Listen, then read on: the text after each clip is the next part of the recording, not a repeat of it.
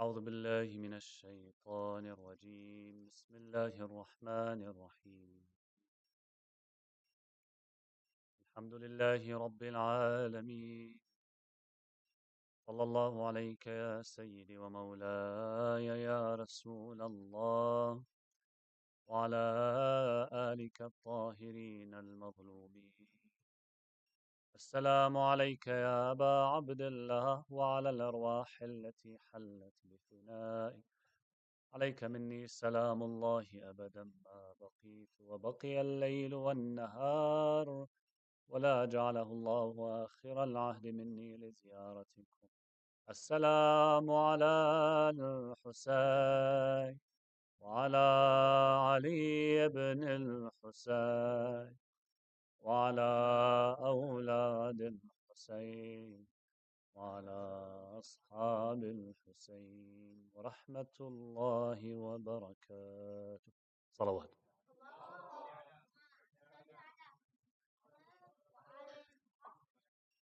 In the previous talk, we mentioned how the Imam Zain al-Abidin alayhi salam,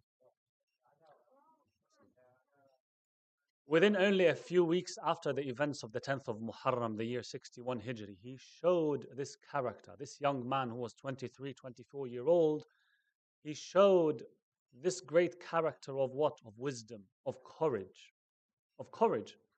facing these tyrants, from the tyrant of Kufa, the governor of Kufa, Ubaidullah bin Ziyad, to the tyrant being Yazid, the central government, speaking up with the truth in front of these people. Even later, it is said that also when he met Muslim bin Uqbah, who was that leader of the army that was sent by Yazid a year or two after the event of Karbala to what? To commit a massacre in Medina. It is narrated that this man summoned Imam Zain al-Abidin to his presence and wanted to kill him. Imam Zain al-Abidin would then say some words to him that would make that man shiver out of fear. Imam Zain al-Abidin, this was the character that he demonstrated. And this tells us that any attempt to show that Imam Zain al-Abidin as a weak Imam, as a sick Imam, as a broken, defeated Imam, this is not reality. This is not the truth. Of course, there was pain, as we will mention inshallah tonight.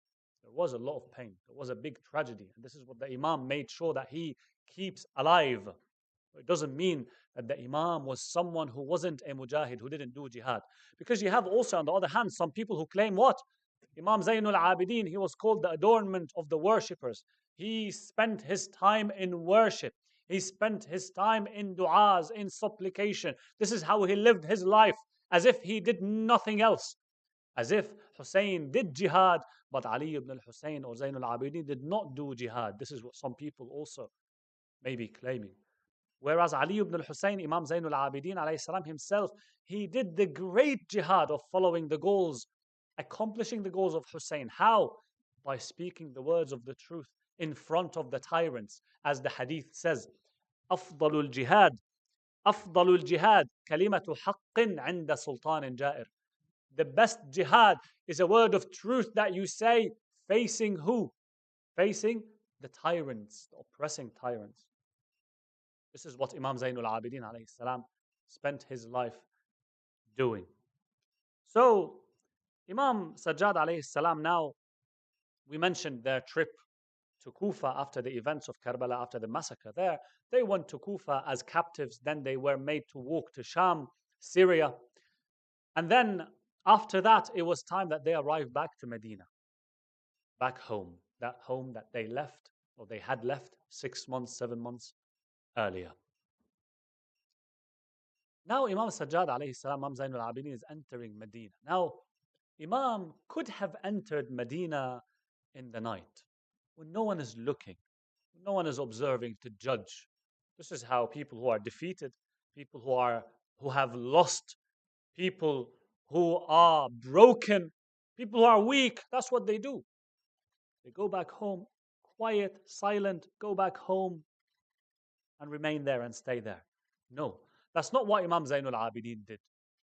We notice that Imam Zain al-Abidin, as he approached Medina, as the caravan approached Medina, he had someone with him who joined him on the way. His name was Bishr. Bishr, he was a Imam asked this Bishr, he said, "Oh Bishr, do you know some poetry?" Bishr said, "Yes." Imam said, "Go and tell the people of Medina what happened." And Bishr goes to the Medina and he tells the people about the tragedies that took place in Karbala.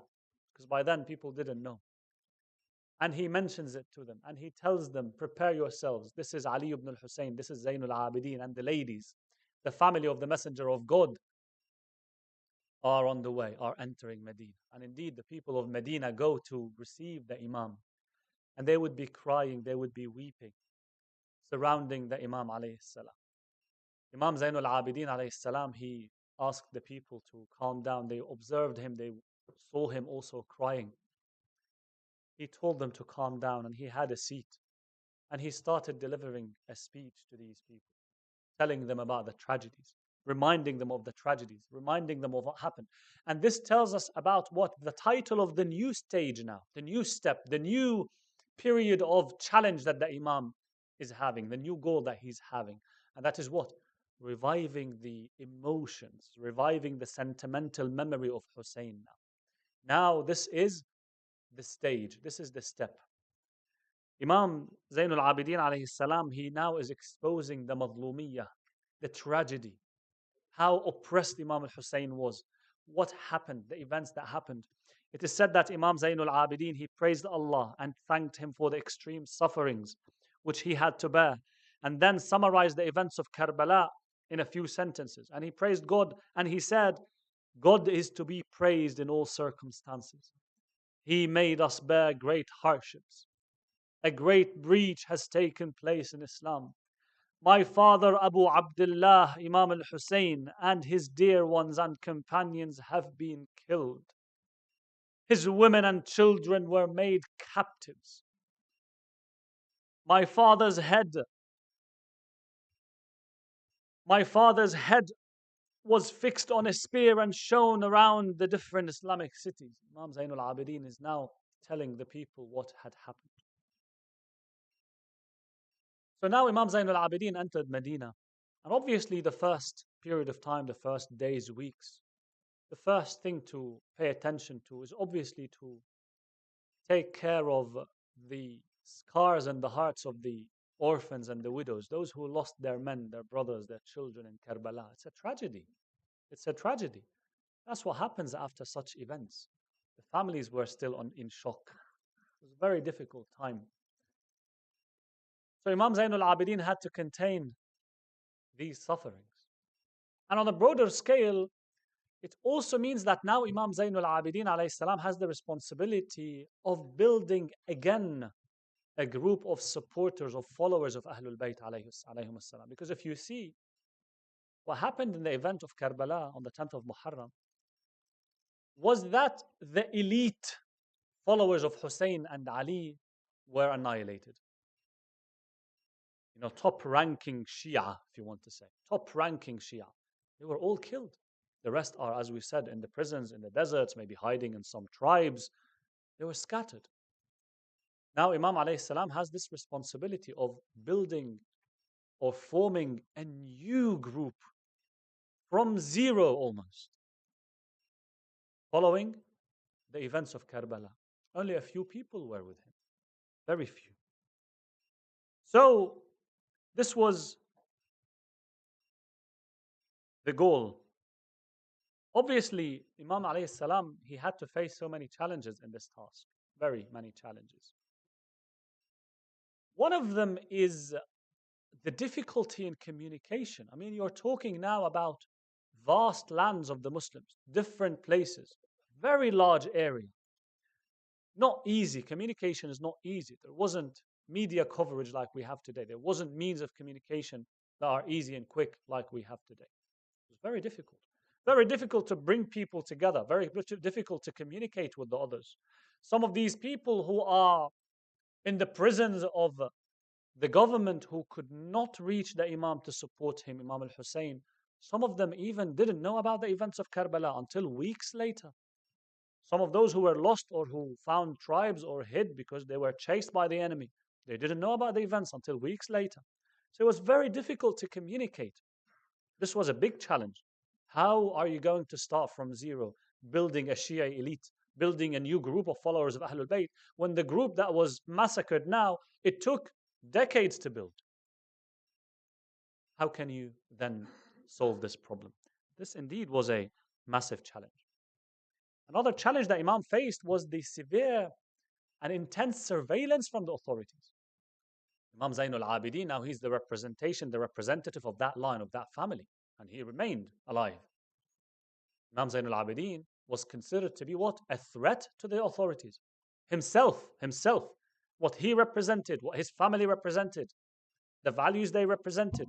They challenged the authorities, the values of the authorities, those who were bringing back the Jahiliyyah, the days of the ignorance, the dark values, the pre-Islamic dark values. They saw in Zain al-Abidin a threat, let alone a group of people that Imam Zain al-Abidin now would have to create or would have to educate or group or form. This indeed would be very difficult. This is where we see authorities, when they, for example, would doubt about someone, that he has certain connections with the Imam, maybe planning to do something, they would arrest him. Maybe they would kill him as well. There is in history someone by the name of Yahya bin Abi Tawil. He was executed by Hajjaj. He was captured, executed. One of the very few companions of Imam Zain al-Abidin. So people reaching out to the Imam, speaking freely to the Imam, that wasn't the case, at least in the first few years. It's very difficult. Very, very difficult. So that's another challenge. The other challenge, the third challenge, is that the few years that followed the event of Karbala on the 10th of Muharram, those were characterized by what? By terror. By terror. Imam Hussain and his companions were brutally killed in Karbala. That's number one. The next year, or the following couple of years, you had the army of Yazid shooting the Kaaba with catapults. In those years, you had the army of Yazid entering Medina and committing the massacre that is called the Waq'atul Harra, the event of Harra. If you've heard of it, it's a massacre that the army of Yazid committed in that Medina, led by this person, Muslim bin Uqba, that I mentioned. They committed atrocities. They allowed the army to do whatever they want for 3 days in Medina. And it is said that 9 months after, there was 1,000 ladies, unmarried ladies, who gave birth to children. This was the caliber. This was the terror that Yazid and his army were spreading in the Muslim world. It was a status. That's how it was. These were the circumstances that surrounded the Imam's duties now, the Imam's goals. These are very difficult. How can someone work easily in these circumstances? Someone is not able to speak to people. Someone is not able to memorize, to remind people, to mobilize people. What can you do? So these were some of the challenges that the Imam alayhi salam faced. Nevertheless, we see that the Imam eventually succeeded. How do we know he succeeded? You are sitting here today. You are sitting here today. Imam alayhi salam was indeed able to build that group of followers of Ahlul Bayt. It is right to call the Imam Zain al-Abidin the new creator or establisher of the Shi'as. Imam Zain al-Abidin alayhi salam, starting again from zero. Shi'as meaning the followers of Ali, the followers of Hussain, the followers of that path who would challenge the path of Banu Umayyah or the Umayyad Empire. Imam Zain al-Abidin was able to make it eventually. And Imam soon became very popular in the Muslim world as well. He was known to be someone who was a worshipper, someone who was knowledgeable. His reputation spread wide and far in the Muslim world, inshallah, as we will mention tomorrow in more detail. So this was something that the Imam did. Because, brothers and sisters, you might see sources that would try to depict the Imam as someone who what? Who arrived to Medina, sat at home, and did nothing. And all he did was worshipping, was reciting some du'as, and that is it.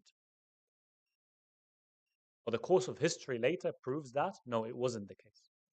Imam alayhi salam, indeed, within these circumstances, had to act. And now we see how many Shia factions we have, or Shia groups we have. You have the Ithna Asharis, Ismailis, Zaydis, all these are indebted to the work of Imam Zain al-Abidin alayhi salam, the work that he did in order to re-establish or establish again a new group of followers of Ahlul Bayt alayhum salam. One thing that I find it important also to note is that notice Imam Zain al-Abidin, he returned to Medina and he remained in Medina. And our following Imams as well, generally they lived in Medina, except in very exceptional circumstances. Medina was their home, was the center of their operation. Exceptional circumstances may be like when the Imams would be placed in house arrest or summoned to Baghdad or Khurasan or so, right? Generally, their home was Medina. They made sure that they remain around the center where all Muslims from all the world come to visit, either for Hajj or for the ziyarah of the Holy Prophet sallallahu alaihi wasallam. Allahumma salli ala. And this is where we see many, many reports from the Ahlul Bayt alayhim salam that, for example, when they used to go to Mecca for Hajj, like Imam Sadiq alayhi salam, he would have his companions gathering in a certain tent and some people would come and debate and discuss. Imams alayhim salam, they used to target these events. They used to make sure that they inform the people, they enlighten the people who are coming from all over the world to this center and then spreading back. So indeed, it's a great opportunity that our Imams had. So this is one of the reasons that you see they actually remained in Medina. Obviously, Medina is their home, the home of the Messenger of God. The Masjid of Rasulullah is there, right? So this is one way we can understand this. So now that I mentioned the challenges that Imam Zain al-Abidin now is facing after the events of Karbala, after arriving in Medina, let me talk a bit about the immediate goal, which would also take the rest of his 34 years, according to some reports of history, that the Imam survived for around 34 years, 35 years. Some say 40 years after the events of Karbala. So what did Imam focus on in Medina when he returned back? In one word, we can say that the Imam alayhi salam, he paid attention to do everything or anything possible to keep the memory of the events of Karbala alive. He would do anything possible to keep that memory alive, to revive it in the conscience of the Ummah. Imam alayhi salam started this in Medina in a structured way. The memory of Hussain, the memory of the events that took place in Karbala, they were very challenging to the authorities, the Umayyad authorities. And the Imam Zain al-Abidin alayhi salam now has to make sure that these events, these memories survive all these Umayyad rulers, whether it is Yazid or whether it is, the Marwani Khulafa who came after for decades. It's a challenging thing now. What can the Imam do so that this memory remains cemented in the heart of the Ummah, such that this memory remains alive? Because why is it threatening to the Umayyads? Why was it so threatening to the Umayyads, the memory of Hussein? It was a source of disgrace for them, because they would always be remembered as what? As those who committed that atrocity and killed the only grandson of their prophet. They would always be remembered with that disgrace. And to them, they tried to actually wipe that memory off with any means possible. And we see later that the Abbasids actually, they took advantage of that. The Abbasids, when they revolted, when they took over, the banner, the slogan that they raised was what? Ar-Rida min Ali Muhammad, Ya la Tharat al-Hussein. They would recite these slogans. The rights of the family of the Prophet, the right of Hussein, avenging the blood of Hussein. And then when they took the authority, they tried also to do the same thing. Because the memory of Hussein represents some goals that shake the legitimacy of these rulers, of these authorities, or of these authorities. This is why the memory of Hussein is dangerous to these people. So Imam Zain al-Abidin alayhi salam, he made sure that he had to revive that. So this is one, because it was a source of disgrace to them. That's why they fought it, the authorities. And the second reason is that the memory of Hussein reminds people. It is something in their hearts that reminds them of their duties towards the Prophet, of their duties towards Islam, of the goals of Hussein, so that they actually continue the project of Hussein. And again, that project of Hussein shakes the foundations of those people. So this was now the focus of Imam Zain al-Abidin alayhi salam. I'll mention a few things. I'll mention 5 things that Imam Zain al-Abidin did so that the memory of Karbala and the memory of Ashura remains fixed in the minds and in the hearts of the Muslim Ummah. Number 1, crying over Imam al-Hussain alayhi salam. It is narrated, it is reported in history that for 34 years, Imam Zain al-Abidin's crying over his father didn't stop. He was known to be one of the Bakka'un, one of those who would cry a lot over someone they lost, like Yusuf, for example, like the father of Yusuf, Yaqub, who wept for the separation of Yusuf. Of course, when the people see someone normal crying, it would raise some questions. They would want to come and understand what's going on, to show compassion, right? To understand why this person is crying, let alone if it is someone like Imam Zain al-Abidin alayhi salam, who later in time, as I said, he became very famous. He became a very, very prominent figure in the Muslim world, the wide Muslim world. So obviously, when they see someone like Imam Zain al-Abidin crying and weeping over Hussein alayhi salam, they would understand that this is indeed a deep tragedy. It's a great tragedy. It's not something simple. And Imam alayhi salam would explain, would remind, and he would encourage people to cry over Hussein alayhi salam. It is said that Imam Zain al-Abidin alayhi salam, he never let go of crying whenever food or drink is given to him. He would remember the tragedy of Hussein. My father Hussein died thirsty. My father Hussein died hungry. Always remembering his father. It is also reported that Imam, when he would go to the market, he would pass by the butcher, not necessarily in Muharram or in Safar, general times. He would ask that butcher, did you offer this sheep water before you slaughter it? The person would say yes. Imam would say, but my father Hussein was slaughtered thirsty.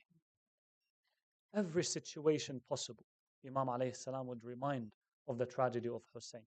Every sermon, every meeting, every gathering, every circumstance, the Imam alayhi salam would seize it to remind for decades of the tragedy of Hussein alayhi salam. Imam also, as he entered Medina, I said that he gave a speech to the people who came to receive him. In that speech, Imam said, after these tragedies, how can an eye not cry? And how can there be space for any happiness or joy? Indeed, the tragedy of Hussein is a pain in the heart.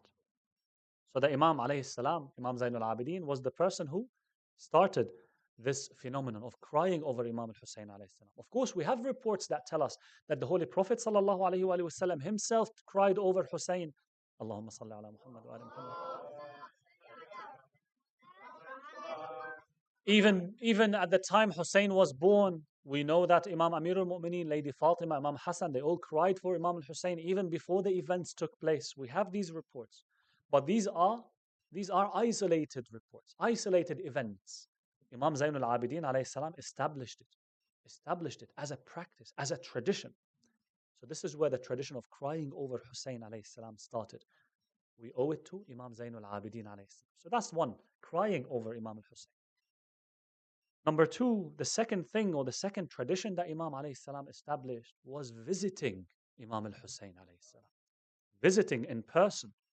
Imam Zain al-Abidin alayhi salam would go and visit Karbala, would go often. Of course, there is a discussion in history whether the caravan of the captives after they were taken from Karbala to Kufa to Sham, whether on the way back they returned to Karbala again and then Medina, or no, they went to Medina directly and later they visited Karbala. There is a dispute there. There's a discussion there. But anyway, Imam Zain al-Abidin alayhi salam would visit, would encourage people to visit Karbala, to visit al-Imam al-Hussein alayhi salam. So this tradition, this practice started from a few individuals going and visiting, leaving Mecca and Medina, walking distances to reach the grave of Hussein to visit him. And then it grew, then it developed to be groups of people going. And then it developed and developed until today we see millions flocking to the shrine of Imam al-Hussain alayhi salam with all this passion, with all this love, despite the risks, despite the dangers, the risks of life. Terrorism here and there, and threats from here and there, and security threats and so on. People still go and people ask, who is this Hussein that these millions go and visit every year, peaking at the ARBA'EEN time these days? It all started from Imam Zain al-Abidin alayhi salam. He started that tradition. It is narrated that the companion of Imam Zain al-Abidin, Abu Hamza Thumali, we know Abu Hamza Thumali, the one who reported that dua from Imam Zain al-Abidin that we recite in the month of Ramadan. He asked Imam Zain al-Abidin, he asked the Imam about the ziyarah of Hussein. The Imam answered, he said, visit him every day. But if you couldn't, visit him every week. But if you couldn't, visit him every month. For whoever does not visit him has undervalued the messenger of God. Sallallahu alayhi wa sallam.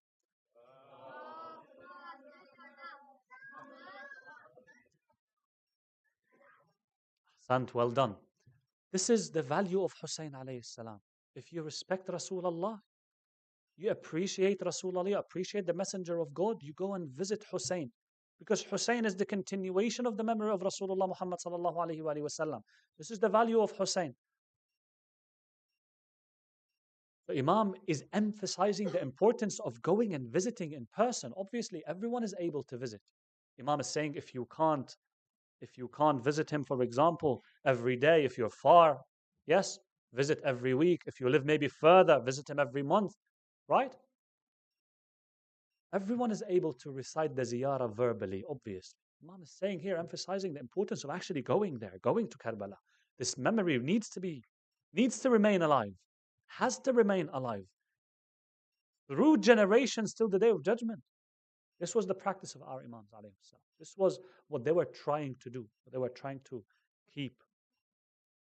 So obviously, one who is not able to visit, at least should not abandon saying a ziyarah, a short ziyarah to Imam al-Hussein. Every day, Assalamu alayka ya Aba Abdullah.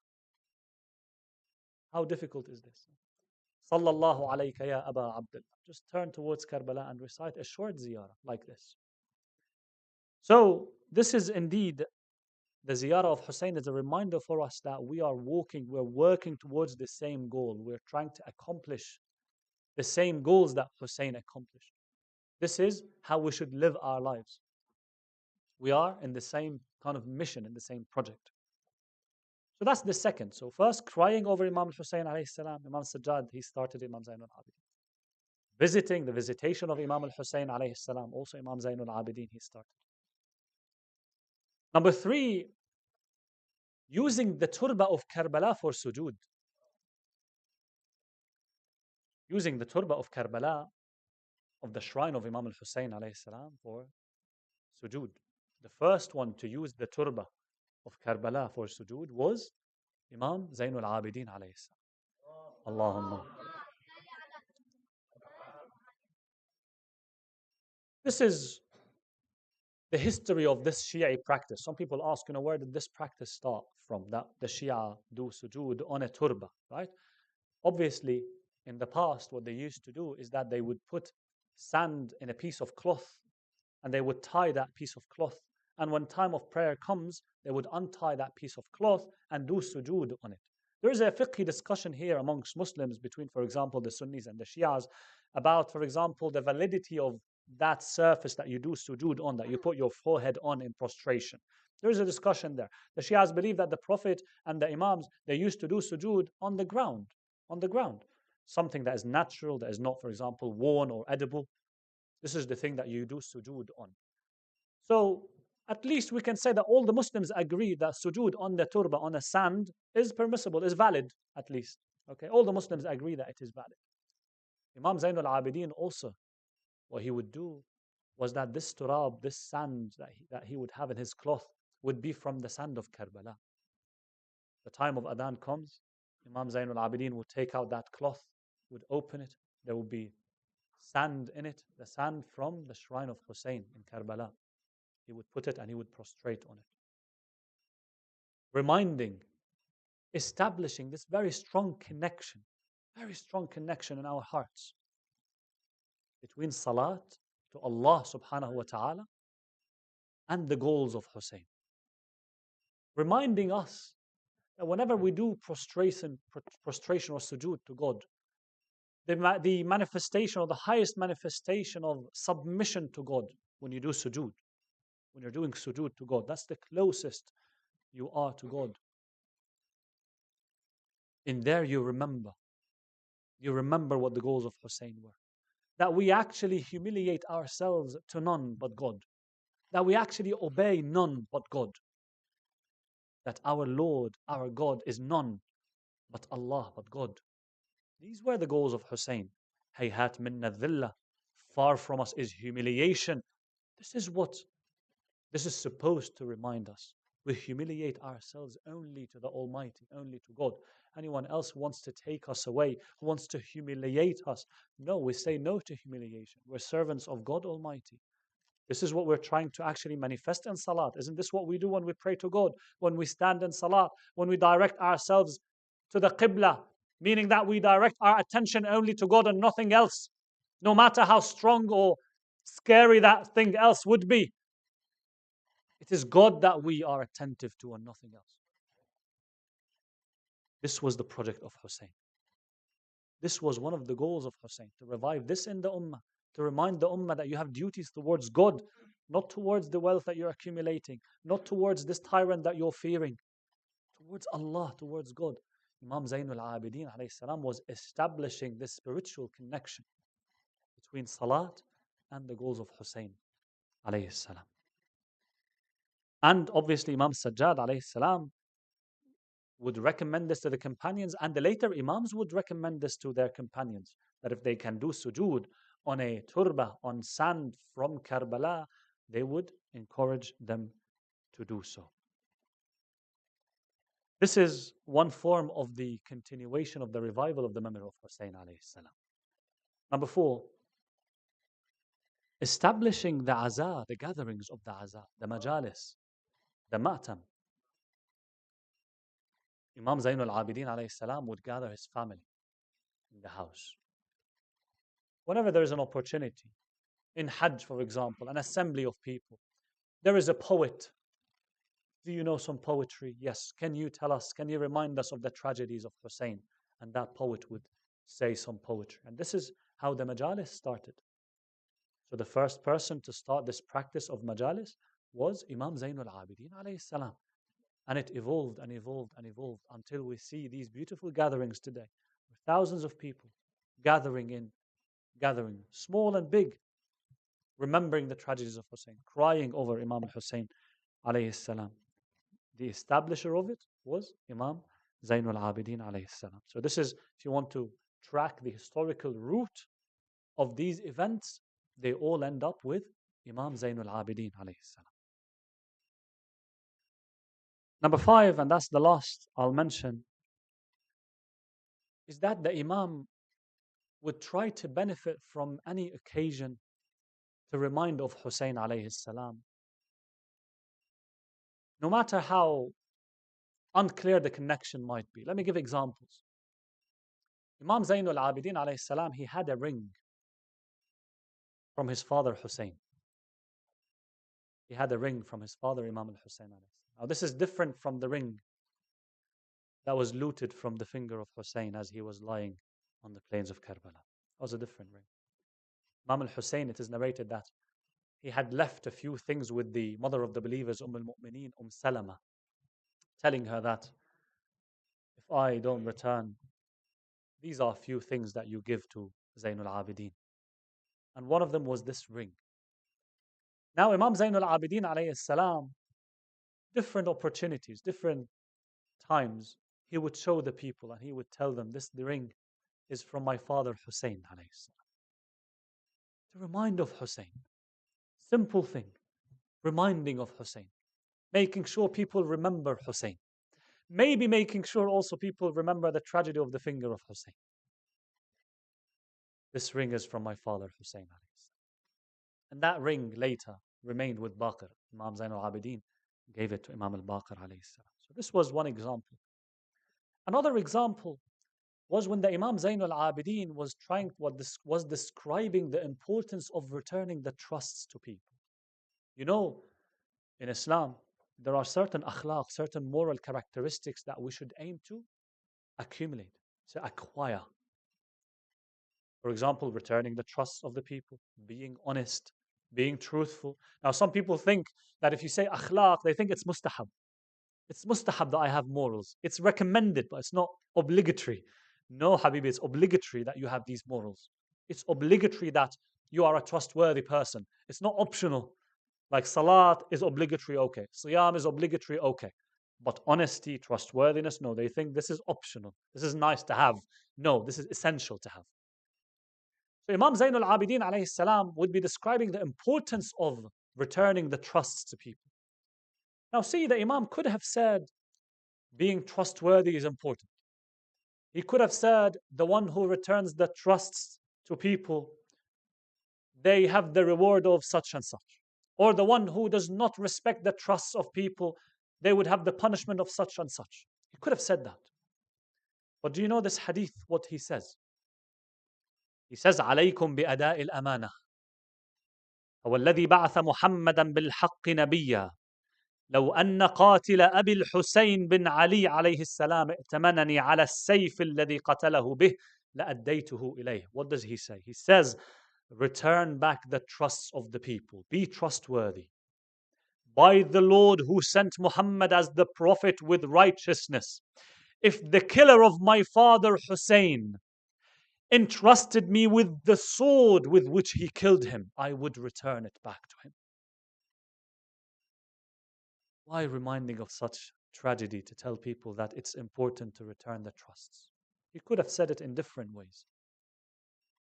But the Imam is reminding about the importance of returning the trusts. That returning the trusts to people is a moral characteristic that is as important and as great as the memory of the killing of Hussein. That's how great the memory of Hussein is. This is what Imam Sajjad alayhi salam is doing here. Reminding people of the tragedy of Imam al-Hussain alayhi salam. Obviously, on another hand, it means it is very important to return the trust of the people. Even though if you return the sword to someone who's a criminal, you might be in danger as well. But that doesn't give you the right to say, well, I won't give them the trust back. This is our Imams educating us. So the conclusion of what I mentioned tonight is that this was the mission of Imam Zain al-Abidin alayhi salam for 34 years at least after the events of Karbala, to do everything possible and anything possible to keep the mission of Hussein acting, to keep the memory of Hussein alive, because that means the goals of Hussein remain alive in the memory of the Ummah. Not only at the intellectual level. Sometimes there are things that we know at the intellectual level. We know, but we don't have them in our hearts. This is where the eyes, the tears from the eyes, they help actually cement this in your emotions. When something is part of your emotions, it becomes a flare that lights up your heart, that you carry to the rest of your life. This was Imam Sajjad alayhi salam's plan, that the memory of Hussein remains this torch that guides our lives, that guides us till the day of judgment, that guides those who choose to follow Rasulullah sallallahu alayhi wa sallam through the memory of Hussein alayhi salam.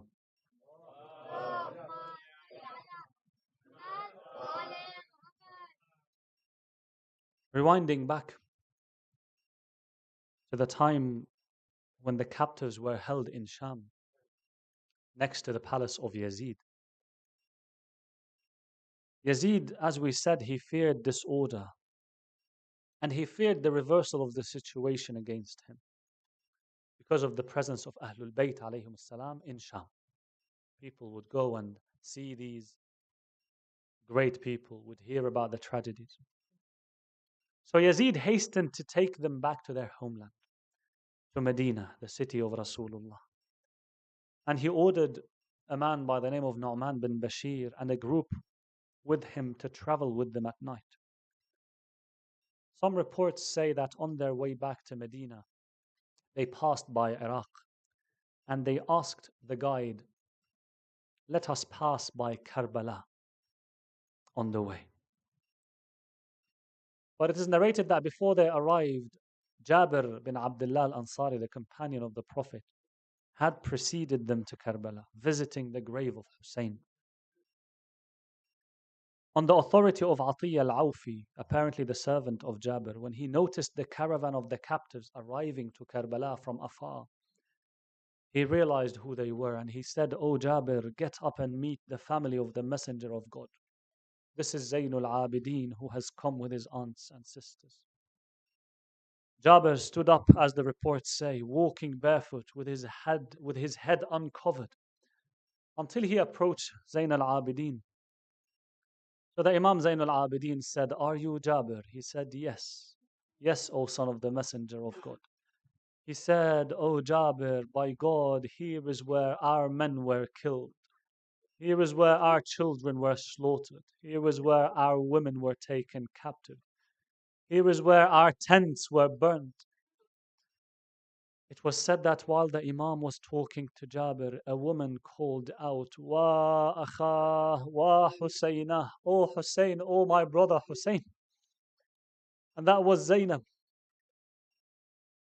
It is reported that Zainab threw herself from the back of her camel. The ladies threw themselves from the backs of their mounts. The Imam Zain al-Abidin approached Lady Zainab, and she said, "Take my hand, for my eyesight has become cloudy and I cannot see anymore.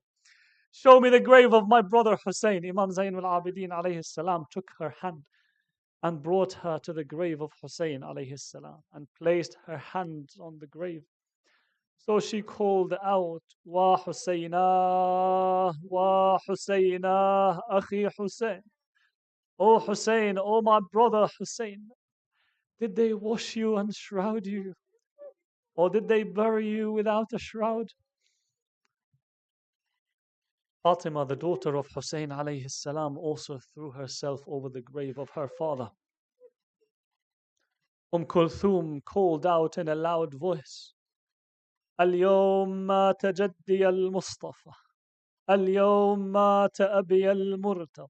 Al-yawm matat ummi Fatima al-Zahra." Today my grandfather al-Mustafa died. Today my father al-Murtada died. Today my mother Fatima al-Zahra died. Then Sakina cried out, "Jaddah, oh grandfather Muhammad, did you see what they did to your family? Your family are either robbed and wounded, or imprisoned, or slaughtered. What a grief, what a sorrow." They said that Zainab looked right and left, and it was said to her, "Are you after something?" And she said, "Take us to the grave of Abu al-Fadl al-Abbas." So Imam Zain al-Abidin took her until he stopped her at the grave of Abu al-Fadl al-Abbas.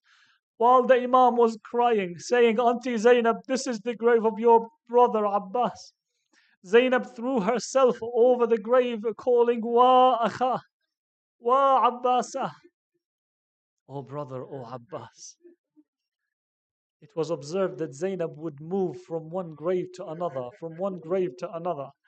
The other ladies also scattered towards the graves, and each one would mourn the grave of her past man, past husband, past child, past brother. Rubab by the chest of Hussein, where the baby Ali Asghar was buried.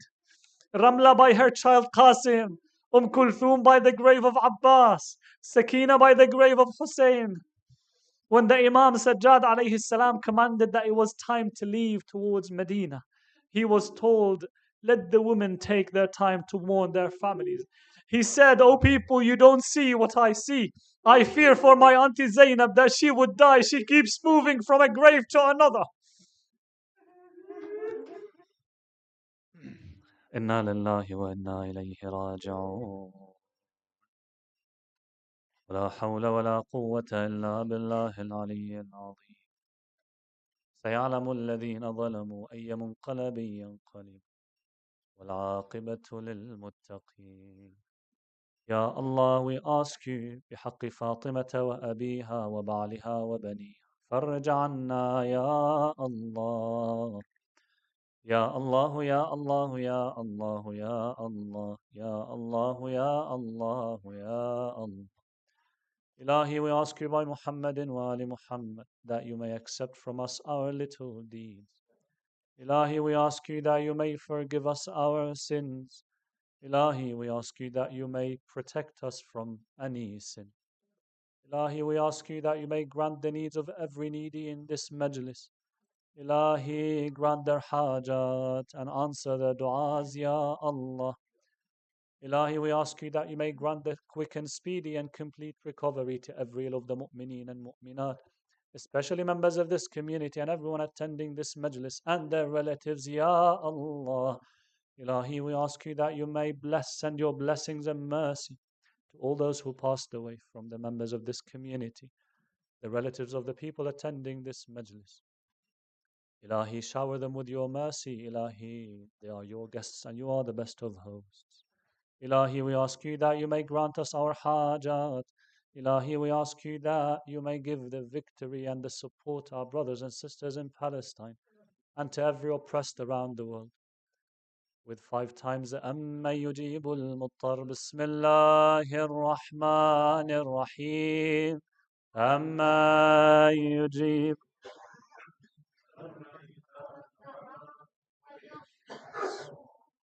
أَمَّن يُجِيبُ الْمُضْطَرَّ إِذَا دَعَاهُ وَيَكْشِفُ السُّوءَ أَمَّن يُجِيبُ الْمُضْطَرَّ أَمَّن يُجِيبُ الْمُضْطَرَّ إِذَا دَعَاهُ أَمَّن يُجِيبُ For the acceptance of your amal to the souls of the mu'mineen and mu'minat, inshallah, for the shifa of every ill to the souls of all the mu'mineen and mu'minat of your relatives, to the souls of the shuhada, to the souls of the ulama, for the preservance of our ulama, for the victory of every oppressed against every oppressor around the world. Please recite Surah Al-Fatiha, preceded by salawat.